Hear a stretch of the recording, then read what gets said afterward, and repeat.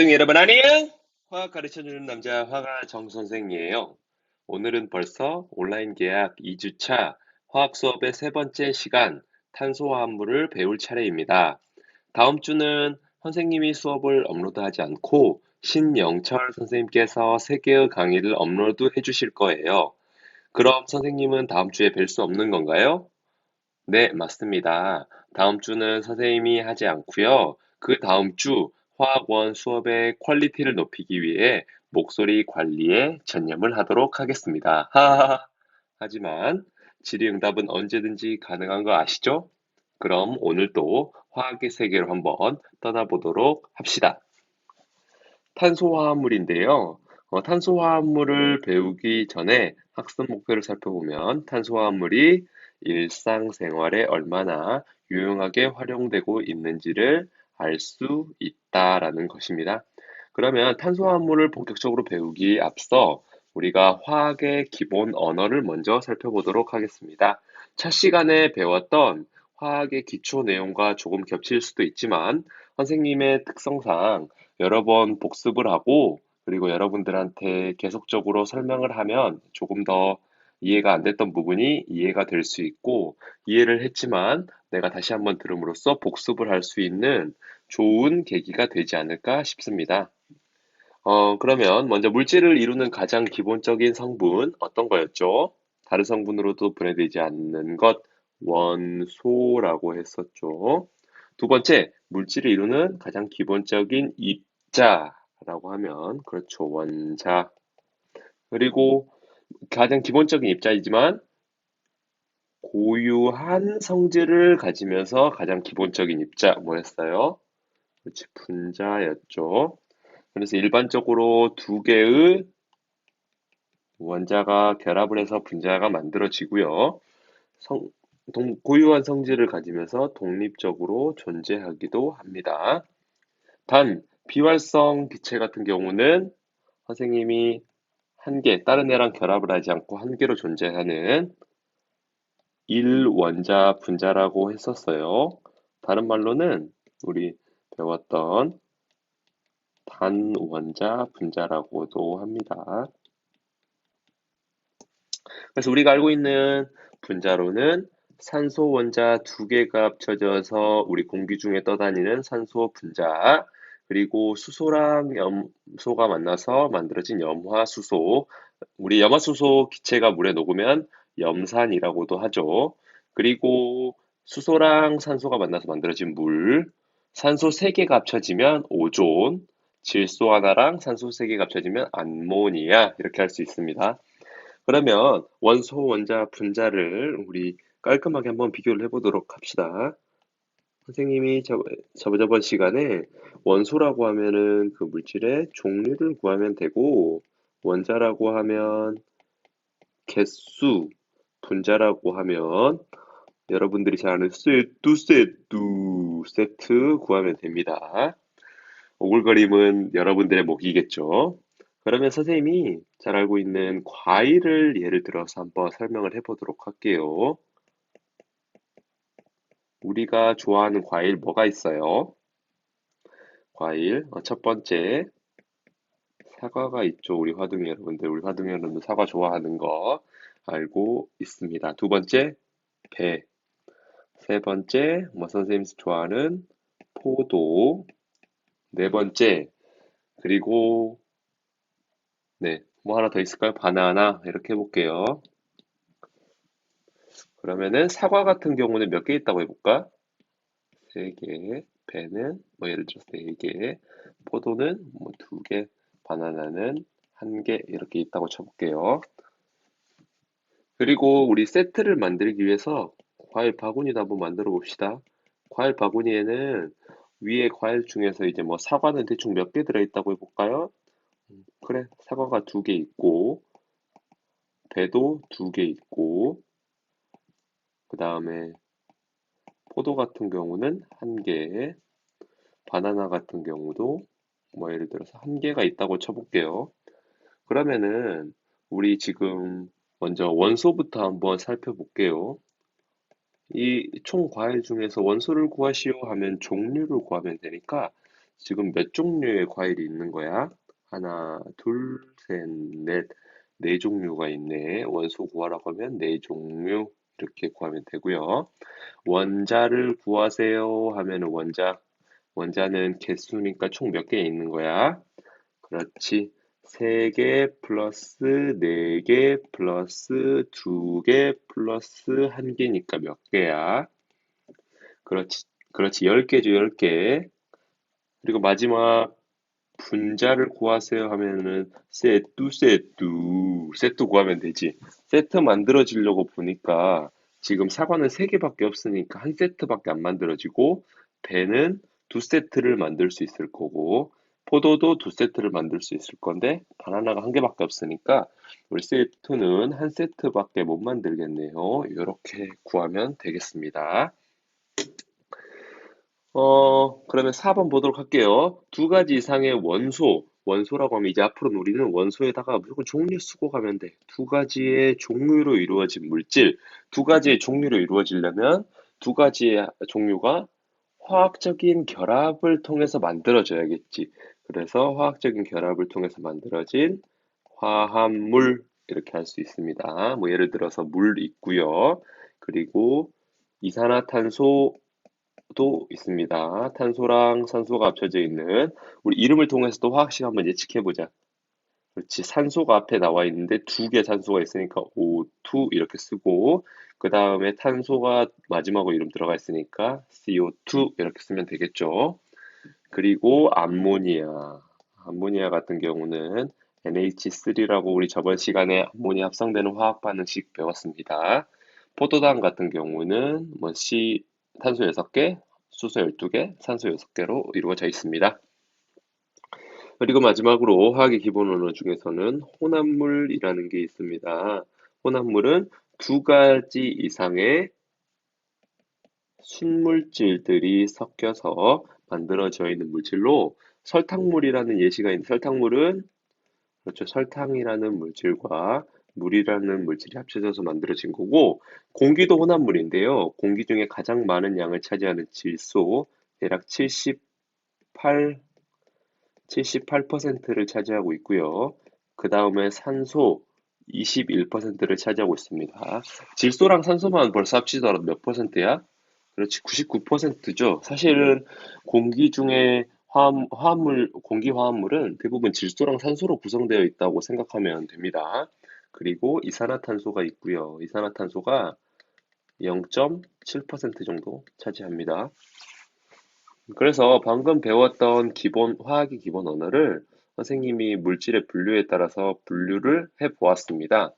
가장 많은 물질은 순수한 물질이라고 해서 순물질이라는 물질과 두 가지 이상의 순물질들이 합쳐져 있는 혼합물이라는 물질이 있어요. 그러면은 이 합쳐짐 이렇게 쓰면 되겠지. 그러면 우리가 알고 있는 혼합물에는 어떤 혼합물들이 있냐면 여러분들 균일하게 섞여 있다고 해서 균일혼합물. 우리가 알고 있는 균일혼합물 뭐가 있을까? 그렇지. 뭐 설탕물, 뭐 소금물 등이 있겠고요. 소금물까지 써줄게. 그리고 균일하게 섞이지 않았다고 해서 뭐라고 할까? 불균일 혼합물이 있습니다. 혼합물은 뭐 예를 들어서 우리가 잘 알고 있는 우유. 선생님 우유는 다 균일하게 섞인 거 아닌가요? 그렇게 생각할 수 있는데 조금의 시간만 지나면 알 수 있죠. 우유 하루만 또는 상온 이틀만 놓으면 어때? 상하잖아요. 상할 때 보면은 건더기가 만들어지잖아. 그러니까 시간이 지났을 때 어떤 것이 가라앉거나 뜨면은 그건 불균일 혼합물이라고 할 수 있고요. 흙탕물도 불균일 혼합물입니다. 뭐 때에 따라서는 우리 알갱이들이 많은 주스도 그렇게 해당이 될 수 있겠죠. 그러면 이제 다음으로 순물질을 살펴보면 순물질은 원소라는 물질이 있어요. 원소는 뭐라고 했어? 쌤이 종류라고 했지. 원소라고 하기도 하고요. 다른 말로는 홑원소 물질이라고도 합니다. 홑원소 물질을 한번 해석을 해보자. 어떻게 될 수 있어? 홑이 뭐야? 하나라고 할 수 있지. 하나의 원소는 종류니까 종류로 이루어진 물질이라고 해석을 할 수 있겠지. 예를 들어서 뭐가 있을까? 학생이 한번 예를 들어보면 O2, 공기 중에 떠다니는 산소, N2, 질소 보면 어때? 종류가. O2 같은 경우는 O 하나, N2는 N 하나, 이렇게 하나로 이루어져 있죠. 화합물 같은 경우는 아까 어땠어?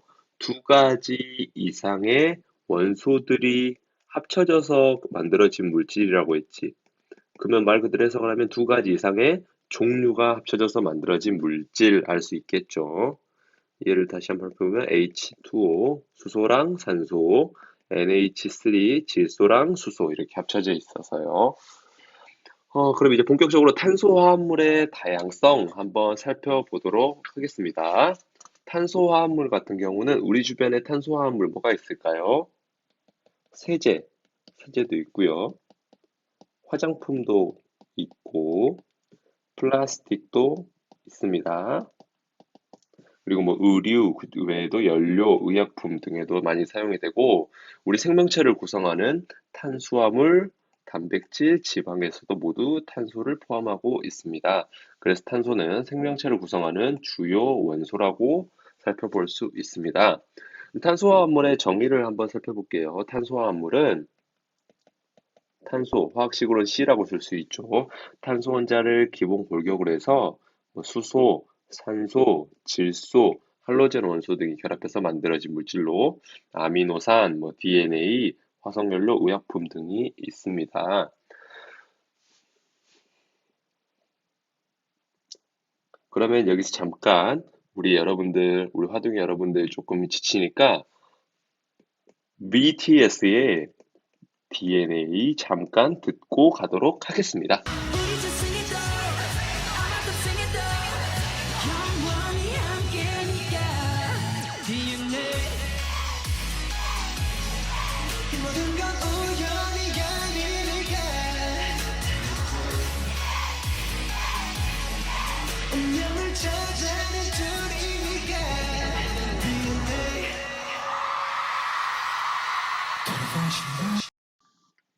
여러분들 BTS의 DNA 잘 들었습니까? 여러분들한테 조금의나마 좀 재미를 주기 위해서 선생님이 준비한 이벤트였습니다. 이제 그러면 다시 탄소화합물의 특성 살펴보도록 하겠습니다.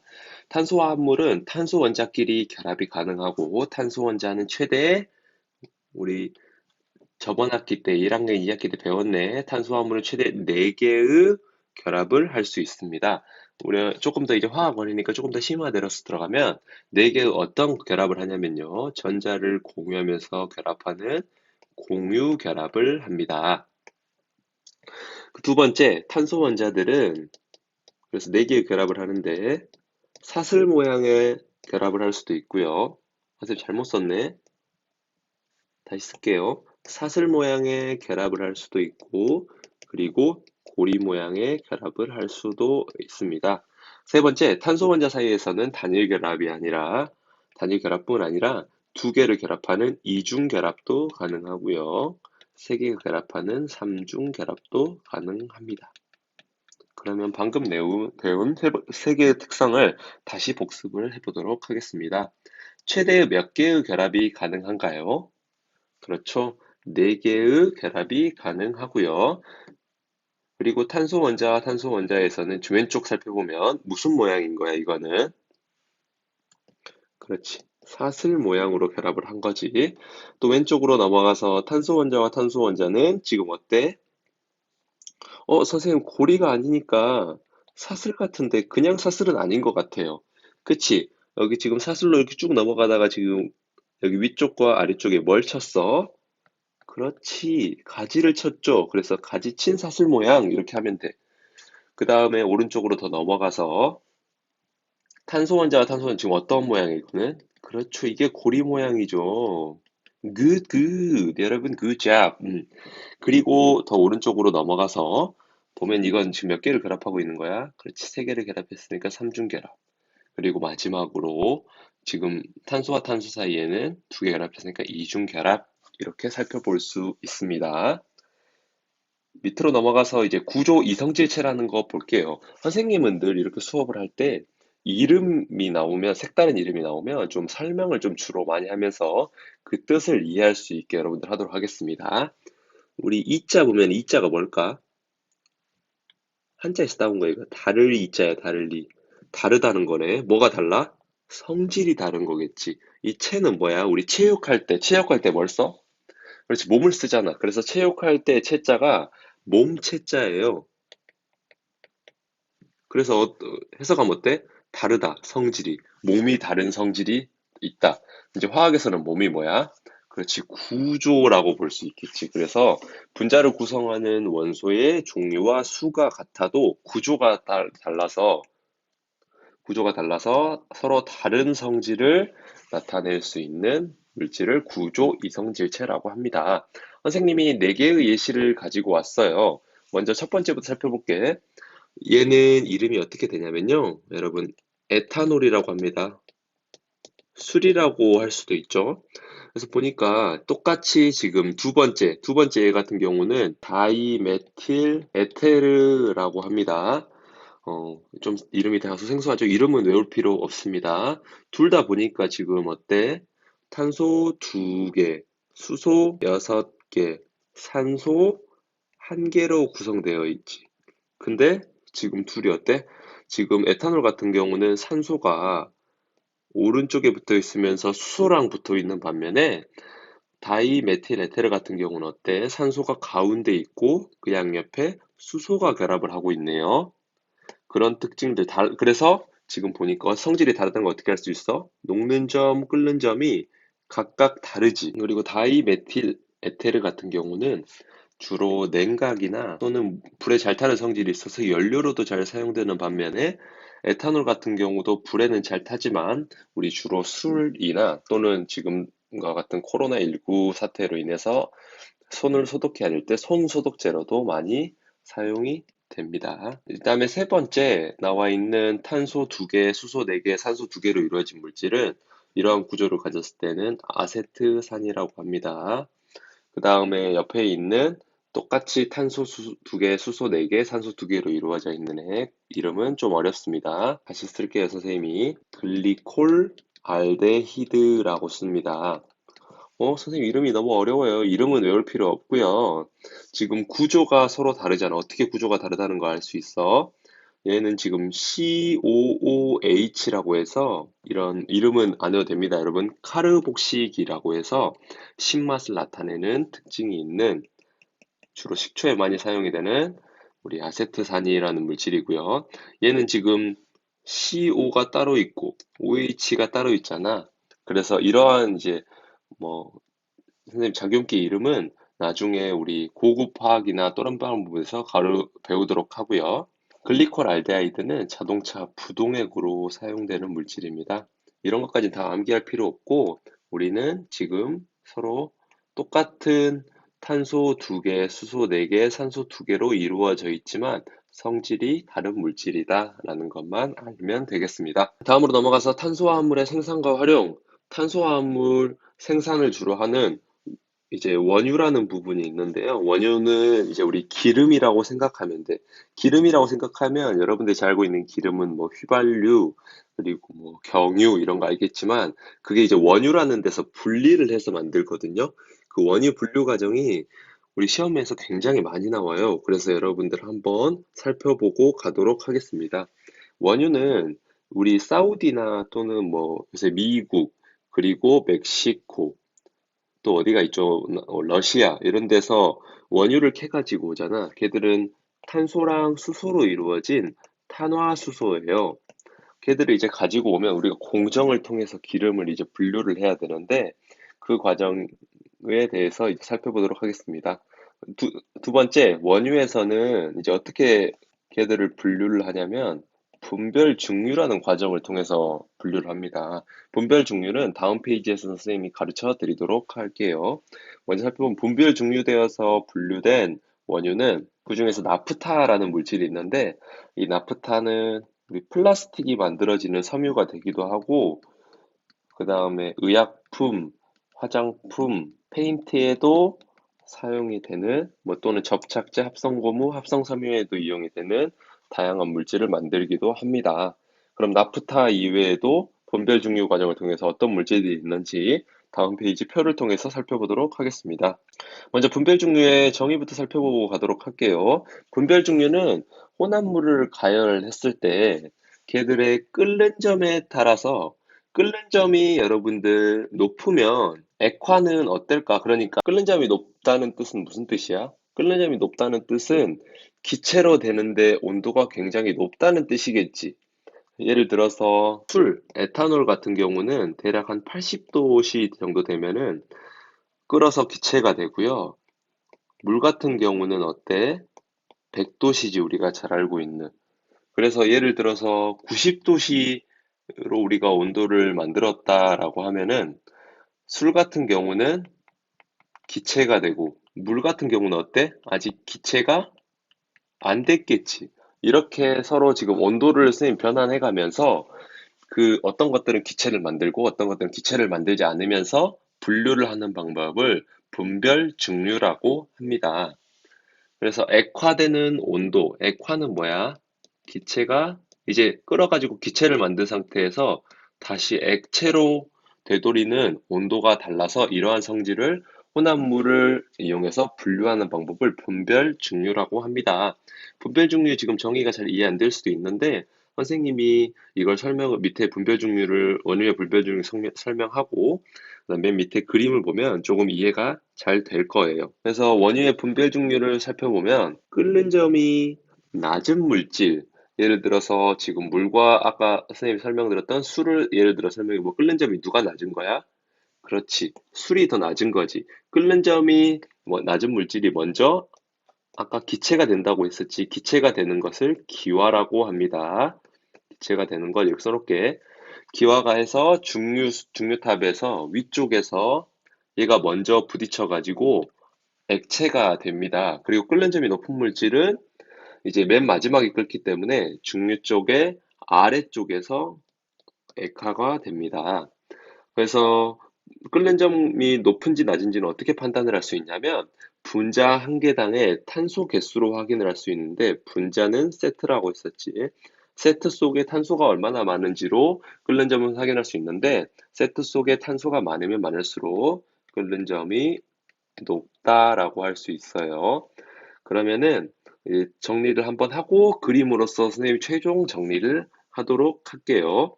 살펴보면 증류탑의 아래쪽 같은 경우는 방금 살펴봤듯이 어땠어? 끓는 점이 선생님이 높은 물질이라고 했었고 증류탑의 위쪽은 끓는 점이 낮은 물질이라고 살펴볼 수 있겠죠. 끓는 점이 높다는 건 아까 분자 한 개당 탄소 개수가 많다라고 하는 뜻이었고 끓는 점이 낮은 물질은 탄소 개수가 분자 한 개당 적다 이렇게 살펴볼 수 있겠죠. 이 그림을 통해서 살펴볼게. 이 그림이 주로 시험에 많이 나올 거고요. 먼저 살펴보면 지금 보니까 중류탑의 위쪽 보니 석유가스가 있잖아. 석유가스가 그러면은 끓는 점이 높은 거야, 낮은 거야? 그렇지. 빨리 끓어가지고 먼저 올라가야 되니까 끓는 점이 낮고 찌꺼기 같은 경우는 어때? 가장 맨 마지막 아래 칸에 있기 때문에 끓는 점이 높다라고 할 수 있겠죠. 그래서 끓는 점이 낮은 석유가스 같은 경우는 가정 연료로 주로 많이 사용이 되는 반면에 그리고 이제 점점 아래로 내려갈수록 조금 더 이제 뭐 자동차, 항공기, 뭐 디젤, 배, 그리고 나머지 찌꺼기는 도로를 포장하는 뭐라 그러냐, 아스팔트를 만드는 원료로 사용이 됩니다. 그래서 분별 종류의 특징을 복습을 해보면 끓는 점이 낮은 석유가스 같은 경우는 대략 20도 정도 되고요. 20도에서 끓어버리고 그 다음 휘발유는 20도씨에서 70도씨 그리고 나프타는 70도씨에서 160도씨 등유는 160도씨에서 250도씨 이 수치는 외울 필요 없습니다. 경유는 300에서 350 중유는 350에서 370 찌꺼기는 370 이상이 됩니다. 그러면 탄소 개수가 지금 찌꺼기가 가장 많기 때문에 25개 이상 이렇게 쓰면 되고요. 쭉 이제 아래로 내려갈수록 중유는 21개에서 25개, 경유는 16개부터 20개, 그리고 등유 같은 경우는 11개에서 15개, 그리고 나프타 같은 경우는 5개에서 10개, 휘발유는 5개에서 10개, 석유가스 같은 경우는 1개부터 4개가 됩니다. 휘발유랑 나프타는 거의 비슷하네요. 선생님도 이 수치를 다 외운 게 아니라 방금 보고 쓴 거고요. 대략 휘발유는 한 5개에서 6개 사이가 주로 많고 나프타는 7개에서 10개 사이가 이렇게 많다. 이렇게 생각을 하면 됩니다. 이걸 물어보는 문제는 절대 나오지 않고 석유가스 이런 표를 주고 나서 이 그림을 주고 나서 어떤 게 끓는 점이 높냐 낮냐 탄소 개수가 어떤 게 많냐 적냐를 물어보기 때문에 거기에 대한 비교만 할 수 있으면 되겠습니다. 그래서 이 원유에 대한 특징을 정리를 해보면 분자 한 개당 탄소수가 많을수록 끓는 점이 높을 거고요. 끓는 점이 어떤 물질이 먼저 분류될지 끓어가지고 그렇지 낮은 물질이 어디 쪽에서 원유의 그렇지 위쪽에서 원유 분류 위쪽에서 분류 먼저 된다 이렇게 하면 되겠고 끓는 점이 낮은 물질은 위쪽에서 액체로 변환해서 액화로 우리가 분류할 수 있고 끓는 점이 높은 물질은 아래쪽에서 액화돼서 분류해서 사용할 수 있다라고 할 수 있습니다.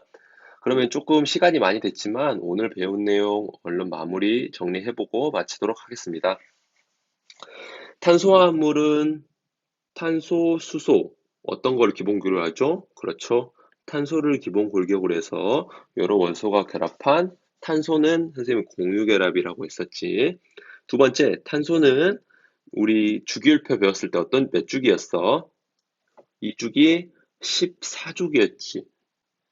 그래서 14족 원소이므로 원자과 전자수가 선생님이 뒤에 숫자 따라간다고 했었잖아, 조개. 그래서 4개. 그 다음에 다른 원자랑 4개고 최대 4개 결합할 수 있다고 했었어요. 세 번째, 원유에서 분류된 어떤 것은 등유보다 끓는 점이 어떠며 플라스틱 의약품 합성고물에 사용하는 거 뭐였어? 나프타였고 나프타는 등유보다 어때? 끓는 점이 낮았죠. 중류탑은 상부가 하부보다 온도가 낮았고 끓는 점이 낮았다라고 했었어요. 맞죠? 네. 마지막 5번 다음 물질에서 분자 한 개당 탄소 원자와 수소 원자의 공유결합수를 구하세요. 이렇게 하면 여러분들 지금은 이 구조를 암기할 수 없기 때문에 또는 이해하기 어렵기 때문에 여러분들 일단 앞에 구조를 보고 하도록 합시다.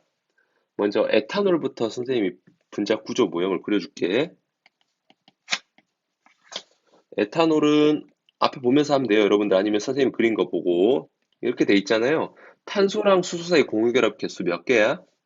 빨간색으로 표시해볼게. 하나, 둘, 셋, 넷, 5개. 이렇게 해서 정답은 5개 쓰면 되고 두 번째 메탄올 그려볼게. 메탄올. 선생님 메탄올은 안 배웠는데요. 그래서 선생님이 그려드릴게요. 메탄올 이렇게 됩니다. 그러면 탄소랑 수소 사이 결합 몇 개야? 하나, 둘, 셋. 3개라고 쓰면 되겠고 만약에 이렇게 우리가 안 배운 상태의 시험 문제 나오면 구조를 그려서 줄 거니까 너무 걱정하지 마세요. 메테인은 선생님 그려줄게. 메테인도 탄소 하나, 수소 4개를 결합을 하고 있는데 탄소랑 수소의 결합은 하나, 둘, 셋, 넷 4개라고 쓸 수 있습니다. 마지막 아세트산은 이렇게 됩니다. 그러면 똑같이 탄소랑 수소의 결합 몇 개? 하나, 둘, 셋, 3개 이렇게 할 수 있겠죠. 조금 응용해서 만약에 선생님 시험 문제를 낸다고 하면 여기에 대해서 에탄올, 메탄올, 메테인, 아세트산 구조가 다음과 같다. 이때 탄소랑 수소 원자 사이의 공유결합 수가 많은 수대로 나열하시오. 아니면 많은 수대로 옳게 고른 것은 이렇게 해서 문제를 물어볼 수도 있을 겁니다. 선생님 여러분 오늘 강의가 좀 길긴 길었는데 선생님이 전달하고 싶은 내용이 좀 많아서 그랬습니다. 학생 여러분 선생님이 이번 주에 수업을 했는데 선생님도 익숙지 않아서 많이 버벅거리고 조금 부족했을 텐데 그런 부분들 좀 널리 이해해서 강의 열심히 들어줘서 고맙고요. 선생님이 다음 시간은 아니고 다다음 주에 멋진 강의로 다시 또 돌아오도록 열심히 연구하고 노력하도록 하겠습니다.